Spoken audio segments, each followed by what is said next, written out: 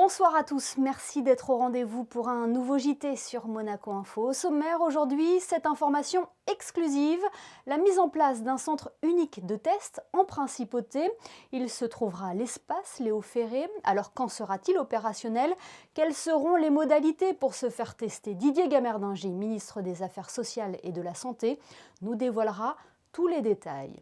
Puis nous partirons en Corse rejoindre l'un des participants de The Crossing Calvi Monaco Waterbike Challenge.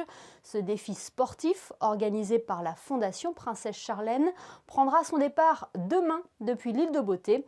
Le gymnaste monégasque Kevin Crovetto sera avec nous depuis Calvi. Dans ce journal également, suite de notre série de reportages consacrés aux jeunes entrepreneurs monégasques, et puis la reprise des répétitions pour les petits chanteurs de Monaco. L'actualité en principauté, c'est aussi 2 élèves testés positifs dans 2 établissements scolaires de Monaco. Parlons des tests, justement, les laboratoires d'analyse sont au bord de la saturation. Un phénomène constaté notamment en France, dû à la forte affluence des personnes voulant se faire dépister. En principauté, le gouvernement conduit actuellement des réflexions. Le ministre des Affaires sociales et de la Santé est avec nous ce soir. Bonsoir Didier Gamerdinger. Bonsoir Émilie. Avant d'évoquer le dossier de la relance sociale, est-ce qu'une structure va être mise en place pour effectuer plus de tests en principauté? Alors vous avez raison de souligner l'importance du testing en principauté. Nous avons au demeurant largement échangé avec le Conseil national à ce propos et nous nous rejoignons totalement, l'Assemblée élue et le gouvernement, sur la nécessité de poursuivre sans relâche des efforts en ce sens. Et je tiens tout à fait compte de la suggestion qui a été formulée par certains d'entre eux sur l'opportunité de disposer d'un centre unique, ce qui donne plus de visibilité à l'ensemble des personnes concernées. Et je peux vous annoncer ce soir que ça va être le cas et que dès le début de la semaine prochaine, nous serons en mesure de proposer aux personnes qui auront une indication médicale de se rendre sur ce site qui sera situé à l'espace Léo Ferré. Alors, est-ce que tout le monde pourra se rendre à l'espace Léo Ferré pour se faire tester? C'est un test PCR qui sera réalisé sur place? Alors, c'est effectivement un test PCR, donc c'est un prélèvement nasopharyngé. Alors, la précision, c'est que ce centre national, c'est un centre administratif. Donc, il n'accueillera que les personnes qui auront une prescription médicale. Alors, prescription du médecin de famille, d'un médecin du travail, d'un médecin scolaire ou d'un médecin de santé publique. Donc, nous prenons en compte la totalité des personnes qui ont un besoin, attesté par un certificat médical ou une prescription, de se faire tester. Pour autant, évidemment, d'autres personnes peuvent souhaiter également bénéficier d'un test. On peut penser aux personnes qui vont se déplacer, qui en ont besoin de prendre l'avion, se rendre à l'étranger, aux personnes qui sont soucieuses, qui veulent être rassurées. Eh bien, cette mission-là, et ça a été évoqué avec un laboratoire d'analyse privé de Monaco, cette mission-là pourra être assumée par un laboratoire de la principauté, dont c'est la mission et qui veut bien l'apporter en ce qui le concerne. D'accord, bon, pour ce centre unique, il faudra obligatoirement une ordonnance. Alors l'idée, c'est de mettre en place effectivement une régulation médicale, puisque c'est un centre à vocation médicale et administrative, et donc il faudra une prescription médicale, comme je l'ai énoncé. Est-ce qu'on devra prendre rendez-vous pour s'y rendre? Alors c'est l'administration qui se gérera de l'ensemble des dispositions, en ce sens que nous avons un centre d'appel qui sera contacté par les médecins. Les médecins communiqueront le nom, le prénom et le numéro d'identification sécurité sociale de la personne concernée, et puis la raison pour laquelle le test est nécessaire. Est-ce que c'est une personne qui est symptomatique? Est-ce que c'est un cas contact en milieu scolaire, en milieu familial, en milieu du travail? Eh bien, il nous appartiendra à ce moment-là de communiquer ces éléments d'information à un pool de secrétaires. Et c'est ce pool de secrétaires qui contactera directement la personne pour fixer rendez-vous, donnera la date et l'heure. Revenons à présent sur le plan de relance présenté par le gouvernement princier hier. Première mesure, la prolongation du chômage total temporaire renforcé, le CTTR, jusqu'en octobre. Alors effectivement, le gouvernement ayant entendu en fait les demandes des partenaires sociaux, employeurs comme salariés, a annoncé le 13 août dernier que le CTTR, qui est ce dispositif qui est un bouclier protecteur de l'emploi et de nos entreprises, ce dispositif serait prolongé sur les mois de septembre et d'octobre. Ça répondait aux attentes de nos interlocuteurs qui souhaitaient avoir une information suffisamment tôt et une lisibilité suffisante. C'est ce que le gouvernement a effectué. Combien d'entreprises ont eu recours au CTTR depuis le mois de mars? Alors au plus fort, c'est-à-dire au mois d'avril, durant la période de confinement, 2600 entreprises ont eu recours à ce dispositif pour un peu plus de 22 000 salariés concernés. D'accord. Prolongation également du télétravail jusqu'en décembre ? Alors prolongation du télétravail dans la mesure où on nous a expliqué, nous avons compris que ce mode très souple de relation du travail permettait, en œuvrant depuis son domicile, de garder une relation de travail. Alors ce qui nous intéressait, c'est que du coup le salarié pouvait continuer à être payé à la fin du mois. Ça a évité, pensons-nous, soit du chômage temporaire, donc une perte de revenus, soit du licenciement. Et puis d'un autre côté, ça a permis à nos opérateurs économiques de continuer à avoir une activité tout à fait normale, différente mais normale, leur permettant ainsi d'exercer leur métier. Plusieurs mesures également vont être prises concernant l'embauche. Vous avez également annoncé hier la création d'une commission de retour à l'emploi. Comment cela va se passer ? Alors, commission de retour à l'emploi qui va permettre, autour du service de l'emploi de la Principauté de Monaco, de réunir les représentants des employeurs. Donc la branche hôtellerie-restauration, bâtiment, secteur des services et d'autres encore, notamment la FEDEM, de manière à ce que nous puissions accompagner toutes les personnes qui, en dépit des efforts du gouvernement, se trouveraient dans la situation de privation d'emploi. Et au titre des mesures que le gouvernement a déjà annoncées, je rappelle en particulier ce que nous appelons la clause de sauvegarde sociale, qui ferait que tout salarié qui aurait été licencié pour cause Covid-19, qui aurait plus de 20 ans d'ancienneté à Monaco, eh bien, s'il est embauché par un nouvel employeur en principauté, ce dernier, donc l'employeur, bénéficierait pendant 6 mois d'une exonération totale des charges patronales. Les charges seront en fait payées par l'État. Donc ce type de disposition est de nature à accompagner le retour à l'emploi et alléger le coût de la masse salariale pour le chef d'entreprise. Et l'ensemble des mesures sont à retrouver sur le site du gouvernement princier. Merci beaucoup Didier Gamerdinger d'avoir été avec nous pour faire le tour d'horizon sur ce plan de relance et puis l'annonce de ce centre unique à l'espace Léo Ferré très prochainement, dès la semaine prochaine, c'est ça ? Exactement. Merci beaucoup. Je vous en prie, bonne soirée. Frédéric Hélion, le gouvernement princier a pris la décision aujourd'hui d'élargir la liste des secteurs où le port du masque est obligatoire. Oui, je vous le rappelle, depuis le mercredi 12 août, le port du masque est obligatoire sur la place du Palais, dans les ruelles de Monaco-Ville, sur la place du Casino et sur l'esplanade du centre commercial de Fontvieille. Aujourd'hui, le gouvernement a annoncé que cette mesure était désormais applicable dans d'autres zones à compter de demain, samedi 12 septembre.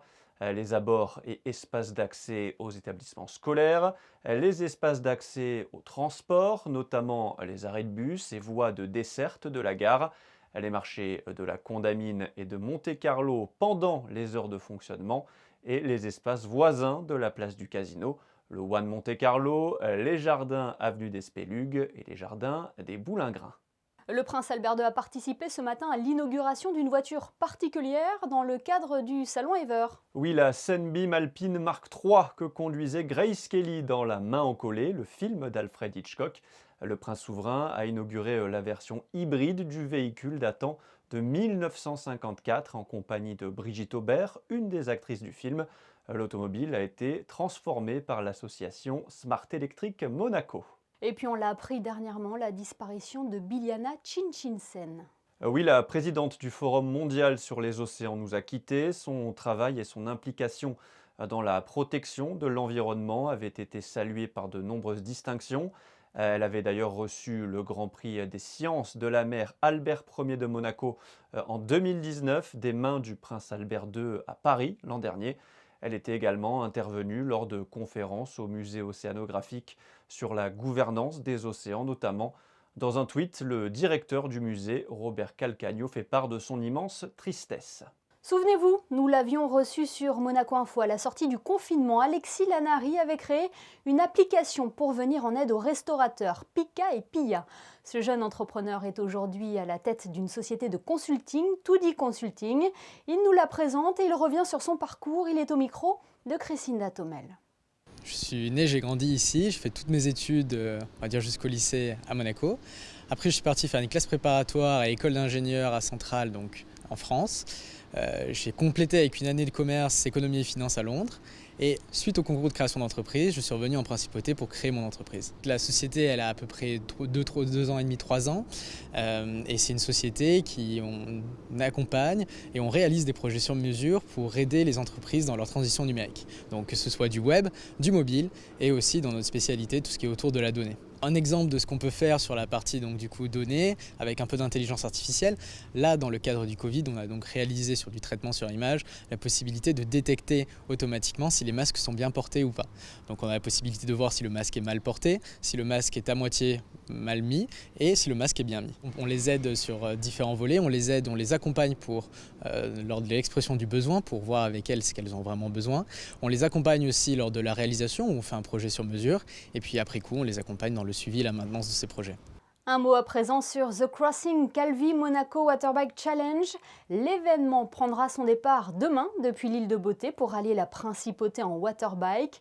Un challenge sportif qui a pour objectif également de sensibiliser la population aux différents programmes menés par la Fondation Princesse Charlène. 2 équipes de 4 athlètes se relayeront en mer pendant près de 24 heures. Nous sommes avec l'un des participants. Bonsoir Kevin Crovetto. Bonsoir Amélie. Alors est-ce que vous êtes prêt pour ce défi ?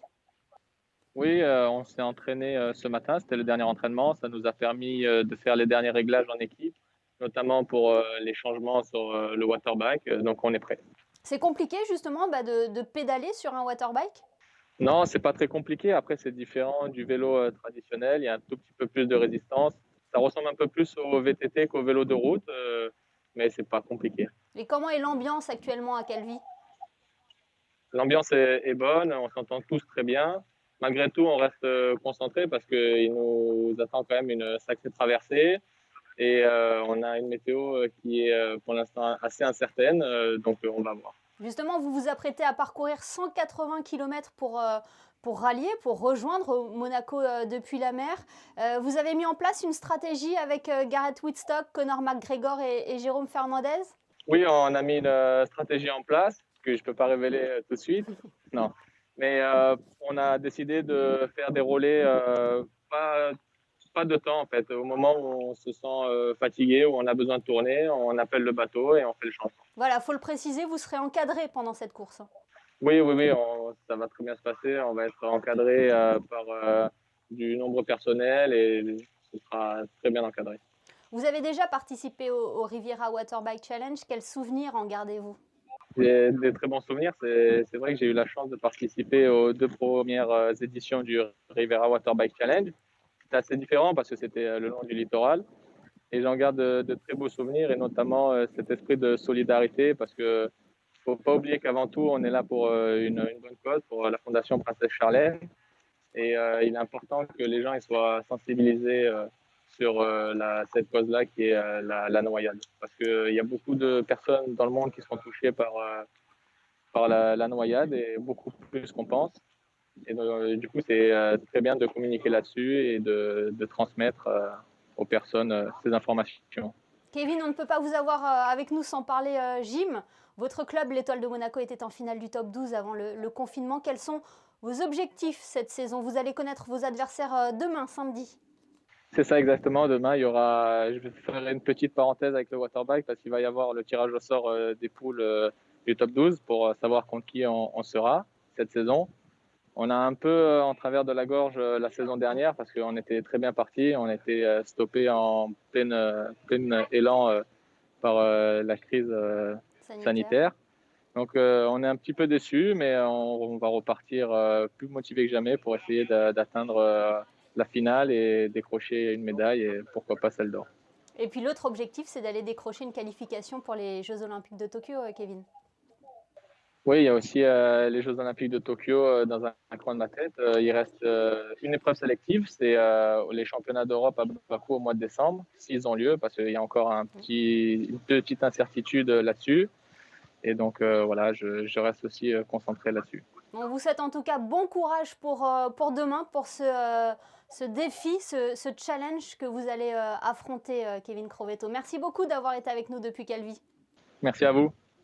On ouvre une page football avec la présentation à la presse cet après-midi des 2 dernières recrues de l'AS Monaco, Frédéric. Oui, Kevin Volland, l'attaquant allemand de 28 ans arrivant en provenance du Bayer Leverkusen. Il reste sur 3 saisons consécutives à plus de 10 buts en Bundesliga. Caio Henrique, le latéral gauche brésilien de 23 ans, débarque lui de l'Atlético Madrid. Les deux joueurs ont répondu aux questions des journalistes cet après-midi au Stade Louis II. I think AS Monaco is a very important club in France and has a big history. They won a lot of titles and also they were at the Champions League finals. And my first 2016, I played against Monaco in the Champions League with Leverkusen, and it was a very successful season for AS Monaco. And I think they were at the semi-finals and won the champion. And yeah, I know a lot of Monaco, I think, and it's a big club in Europe. Sí, que tenía algunas ofertas de Europa, pero creo que el Mónaco es el equipo perfecto para mí, porque aquí se puede mejorar, es un equipo que los jóvenes pueden jugar, y claro, aquí tengo la tranquilidad para trabajar y para evolucionar, entonces creo que hice la elección perfecta. Autre information concernant l'AS Monaco, Oleg Petrov a été élu au conseil d'administration de la LFP. Oui, l'Assemblée générale de la Ligue de football professionnel s'est réunie jeudi pour procéder au renouvellement de son conseil d'administration. Le vice-président directeur général de l'AS Monaco, Oleg Petrov, a été élu au sein de l'organe décisionnel de la LFP et rejoint notamment Nasser Al-Khelaifi, le président du PSG, Jacques-Henri Hérault, celui de l'OM, ou Jean-Pierre River, son homologue niçois. Dans un communiqué, Oleg Petrov s'est dit très heureux de faire partie du conseil d'administration de la LFP, a tenu à remercier les présidents de clubs pour leur confiance et affirme être prêt à faire tout son possible pour aider notre championnat à relever les défis qui se présentent dans l'intérêt collectif. Et puis le club a également révélé 3 cas positifs à la Covid-19 à l'académie. Oui, 3 joueurs, tous pensionnaires de l'effectif de National 2, ont été testés positifs au coronavirus. Leur état de santé ne suscite aucune inquiétude. Toutes les mesures sanitaires ont été prises. Ils ont été placés en isolement et sont suivis par le staff médical. Plusieurs mois qu'ils étaient restés muets, les petits chanteurs de Monaco ont redonné de la voix. Les protégés de Pierre Debat ont repris les répétitions. Une sorte de deuxième rentrée pour ces enfants qui attendaient avec impatience ces retrouvailles. Le reportage de Crescinda Tomel. Regardez-le. Comment il va ce grand? Ça va bien du tout. Si le temps était maussade ce jeudi sur la Principauté, cela n'a pas entaché la joie des petits chanteurs, heureux de se retrouver après 6 longs mois de pause forcée due à la situation sanitaire. Entre effusion et fou rire, les enfants âgés entre 8 et 15 ans ont participé dans la bonne humeur aux séances d'essayage, tous ayant pris quelques centimètres durant ces quelques mois d'absence et 3 petits nouveaux faisant leur entrée. Ce chœur composé à ce jour de 22 jeunes garçons a été fondé en 1974 par le prince Régnier III. C'est un grand plaisir pour moi, bien sûr, 6 mois après un silence interminable, d'entendre à nouveau des voix d'enfants résonner ici dans nos locaux. Je suis content de revoir mes amis, des petits chanteurs. Aussi, je suis un peu triste parce que plein de grands que j'aimais bien sont partis. Qu'est-ce qui t'a manqué le plus pendant 6 mois? Les chants et les amis. Parce que généralement, il y en a certains, ils sont dans d'autres écoles. Et c'est bien de les retrouver. Maintenant, il va falloir déjà que je diagnostique dans quel état je vais retrouver les voix. Je ne les ai plus entendues, donc il va y avoir certainement des voix qui auront changé, mué, avancé. Je vais intégrer les petits nouveaux. Et puis ils vont se mettre tout de suite au programme, à l'étude du programme de la fête nationale, qui viendra vite, le 19 novembre, ainsi qu'un concert de Noël, et puis une nouvelle tournée de concerts, elle aussi, qui les attend en 2021. Reconnu aujourd'hui sur la scène musicale, c'est donc sous la direction et le regard bienveillant de Pierre Debat que les petits ambassadeurs de la Principauté ont entonné leur première vocalise, avec tout de même un peu d'appréhension et en respectant les gestes barrières bien sûr, un exercice difficile au moment de projeter leur voix. Le prince Régnier disait 3 choses sont impossibles à acquérir, le don de la poésie, la générosité et un rossignol dans la gorge. Voilà ce que les petits chanteurs de Monaco nous offrent avec le talent et l'enthousiasme de la jeunesse.